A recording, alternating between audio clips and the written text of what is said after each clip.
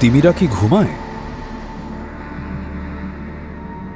তিমি এবং ডলফিন স্তন্যপায়ী প্রাণী, যারা নিখুঁতভাবে পানিতে নিজেদের মানিয়ে নিয়েছে।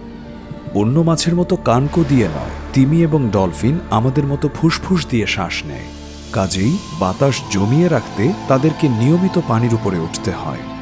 পানির উপরে ওঠার সময় প্রতিটি নিঃশ্বাস তাদের গতিবিধির সঙ্গে সমন্বিত হতে হয়। আর এসব কারণে তিমি এবং তিমি জাতীয় প্রাণীরা উন্নত নিদ্রা কৌশল আয়ত্ত করেছে।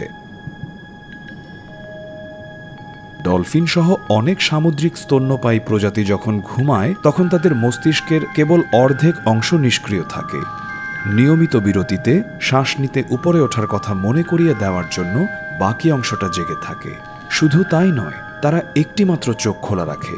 সাধারণত মস্তিষ্কের যে অংশ জাগ্রত থাকে তার বিপরীত দিকের চোখটা। গবেষকরা আবিষ্কার করেছেন এই আধো ঘুমের বদৌলতে প্রাণীগুলোর একটি বিশ্রামের পর্যায় থাকে, এমনকি যখন তারা সক্রিয় থাকে তখনও।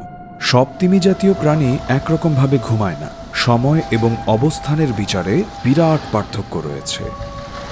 উদাহরণস্বরূপ, পাইলট তিমির দল একটি স্থিতিশীল গতিতে পানিতে ভ্রমণ করে। তারা অনুভূমিকভাবে ঘুমায় এবং অবিরাম গতিশীল থাকে, সরাসরি সমুদ্রপৃষ্ঠে।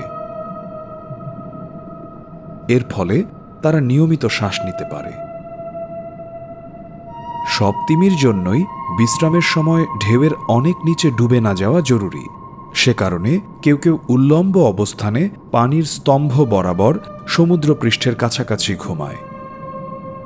এর ফলে শ্বাস নেওয়ার জন্য তাদের ওপরে ওঠা সহজ হয়। পর্যবেক্ষণে দেখা গেছে কুঁজো তিমিরা পানিতে মাথা নিচের দিকে দিয়ে ঘুমায়। তারা এ অবস্থানে প্রতিবারে আধ ঘন্টা পর্যন্ত ঘুমাতে পারে। স্পার্ম তিমিরাও পানির স্তম্ভ বরাবর ঘুমানোর জন্য পরিচিত। তারা সমুদ্রপৃষ্ঠের ঠিক নিচেই দলবদ্ধভাবে মাথা ওপরের দিকে দিয়ে নিজেদের সাজায়। তাদের এক ধরনের নিজস্ব সতর্কতা থাকে, যা নিশ্চিত করে বাতাস ফুরিয়ে যাওয়ার আগেই যাতে তারা ওপরে মাথা তোলে। কাজেই স্পার্ম তিমিদের মস্তিষ্কের দুটো ভাগই একসঙ্গে ঘুমোতে পারে, ঠিক মানুষের মতো।